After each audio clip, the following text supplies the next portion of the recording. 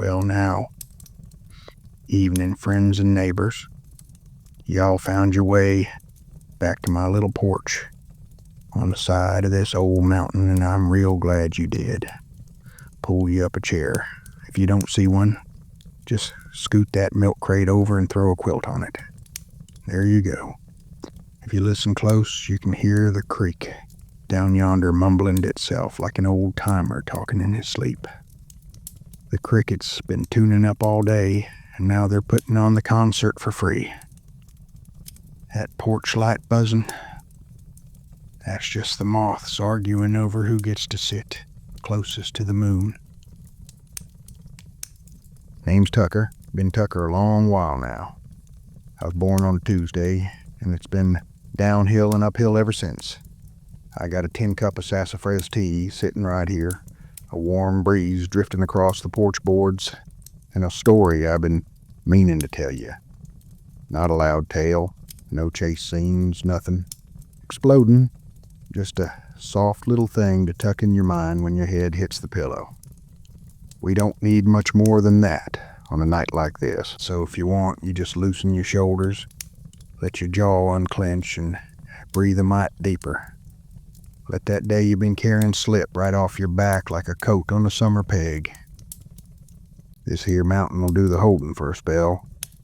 I'll do the talking. You just rest. Now I got half a mind to start at the beginning, and the other half's too tired to argue. So here we go. A long time back, well, long enough that the wildflowers I'm thinking of done had grand young'uns, there was a boy named Eli lived up one ridge and over. Eli wasn't a fancy boy. He had a head of hair that stuck out in every direction like a dandelion about to take flight, and a pair of overalls that had been patched so many times folks said he was more quilt than child. Eli had a dog named Rusty, short for Rust Bucket on account of that pup. Was the color of an old nail left out in the weather, and them two was thick as sawmill glue. Eli lived with his grandma, Miss Lila, who could make biscuits that would make you cry and then forgive yourself for crying. She kept a kitchen Bible by the window and a mason jar of bacon drippings by the stove, and between the two of them, she could fix most troubles that come calling. Some she prayed over, and the rest she fried. Now Eli, he had a notion in his head, planted there by an old story his granddaddy used to tell.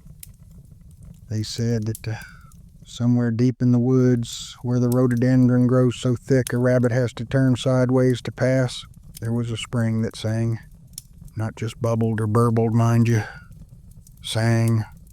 Folks said if you found it and you listened proper, you'd hear a tune like a lullaby, and the water would be sweeter than anything the good Lord ever set free on this earth. Most grown-ups shrugged it off, said it was just old-timers talk, like fish that get a foot longer every winter, but Eli never could shake it.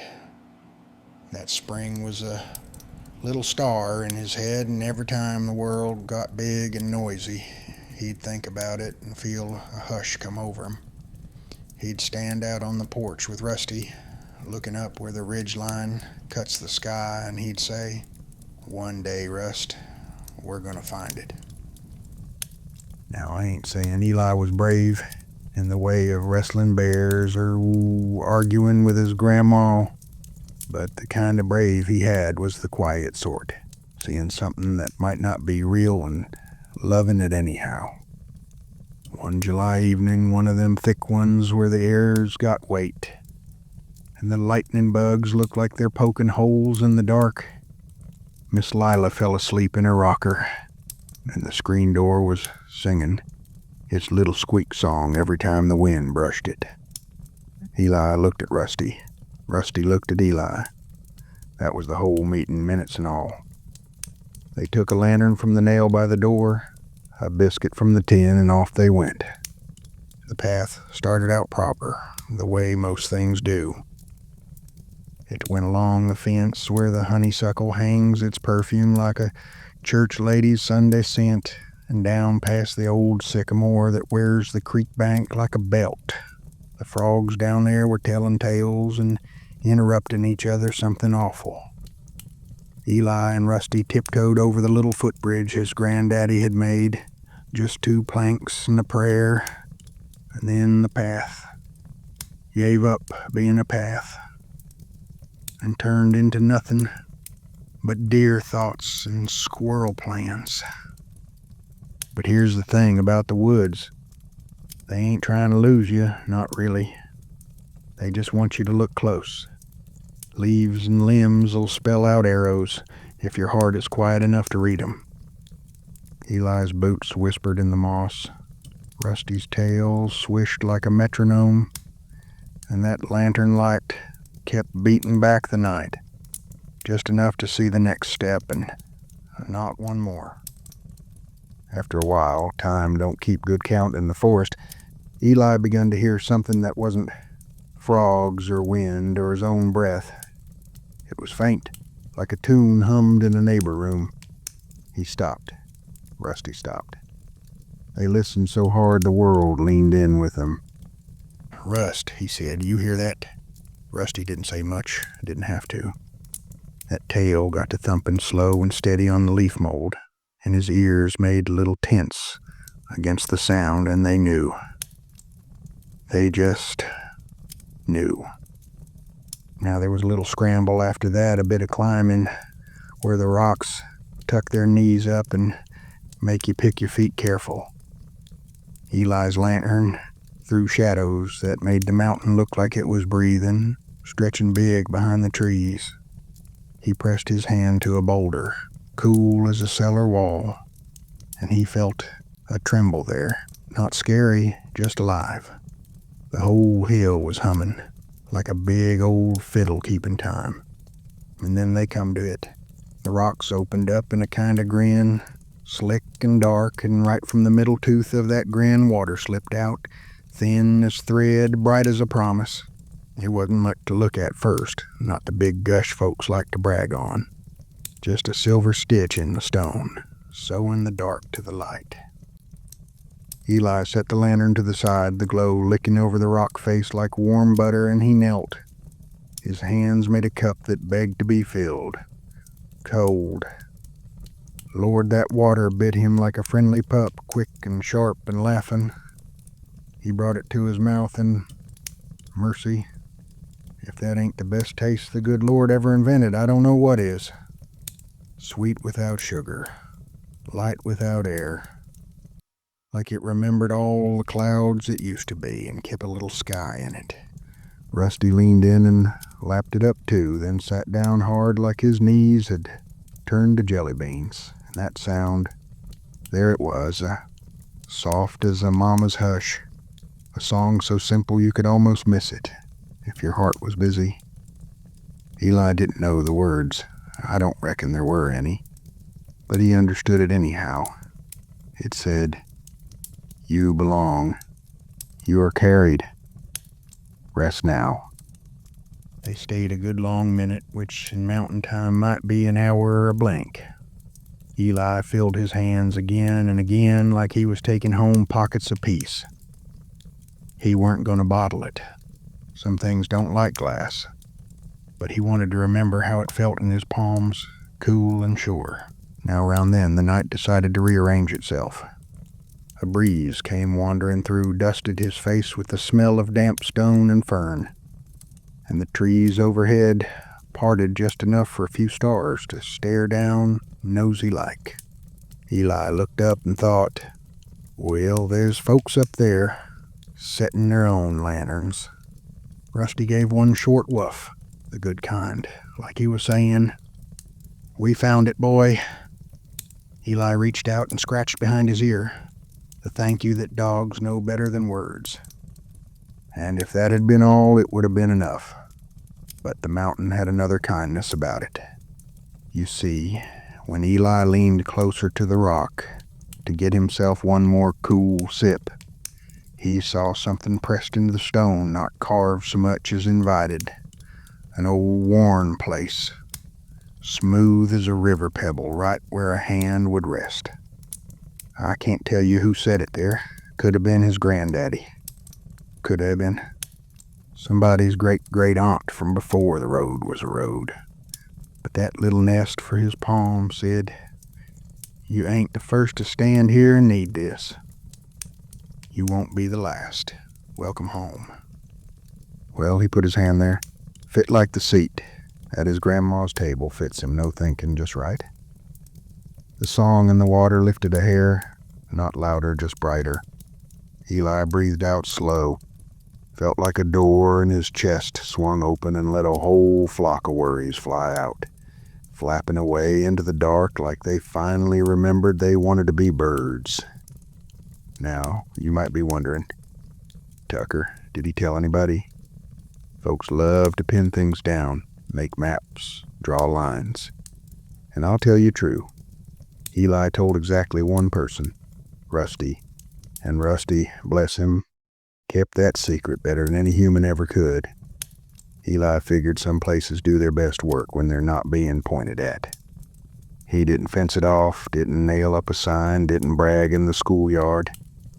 He kept it tucked where you keep your truest things, right down in the pocket next to your heartbeat. He did go back, though.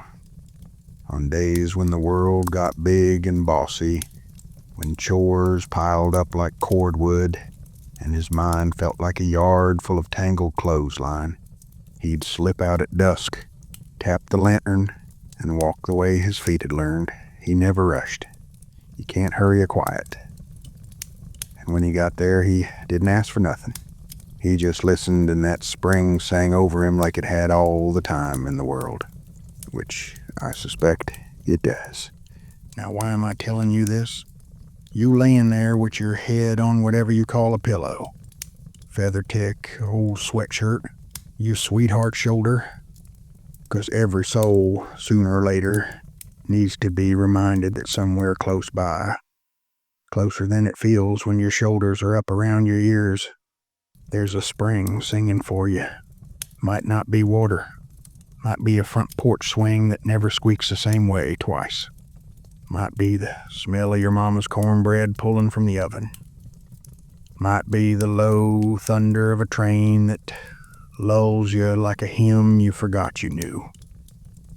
Maybe it's a verse of scripture that walks into your chest and pulls up a chair, or the way your child says your name hand to your face like they're patting clay back into shape.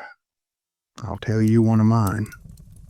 When I was a younger mess of bones and poor decisions, I used to take a wrong pride in staying up till even owls got bored of me. One night I ended up out behind the shed, sitting on a milk crate with a sour heart, mad at the world for being a world. The dew was thinking about falling. The stars were minding their own business, and then I heard it. Drip, drip, drip from the rain barrel that never could hold its tongue. I don't know why, but that was the sweetest meter I ever heard. It said, "You ain't special enough to ruin nothing. The night was here before you. It'll be here after you. Said a spell, and I did." And that was my singing spring that night. The next day I went and fixed that leaking spigot. But I left the memory unpatched. Now, friend, I know the day you had might been heavy. Maybe the boss spoke to you with his hat on wrong.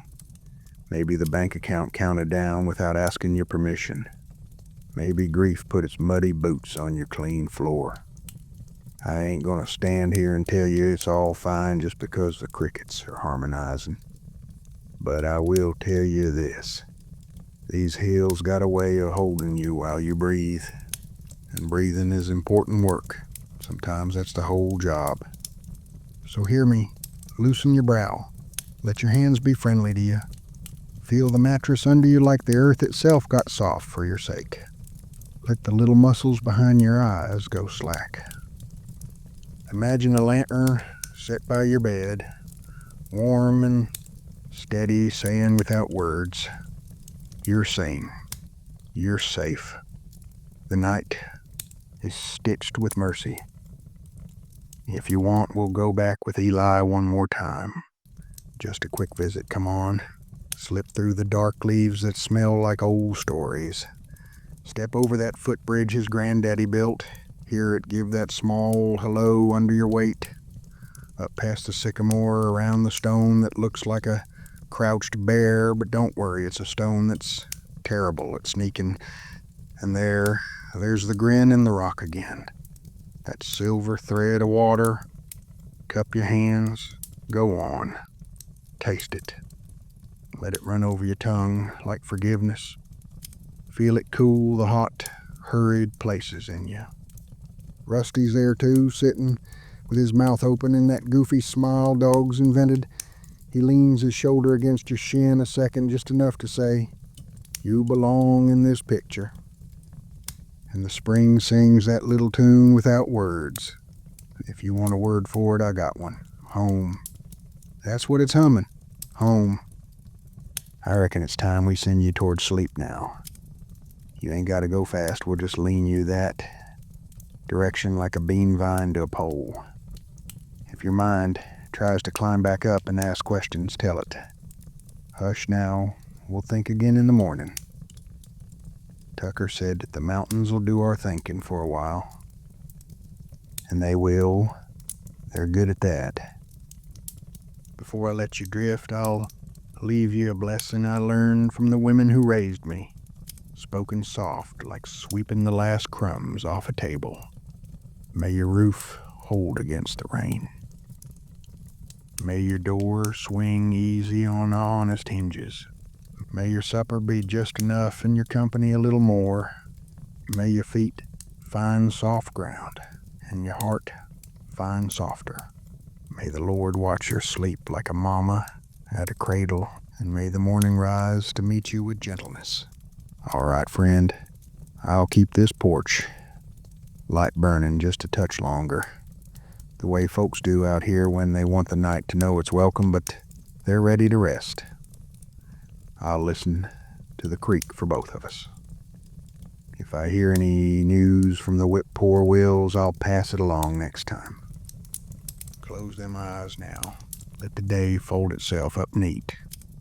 If you need me, I'm right here on this old rocker, counting the lullabies, tucked into the hills. You ain't alone, not on my watch and not on his. Good night from the hills. This is Tucker, setting my hat over my heart and my heart in the Lord's hands, saying, hush now, you're home.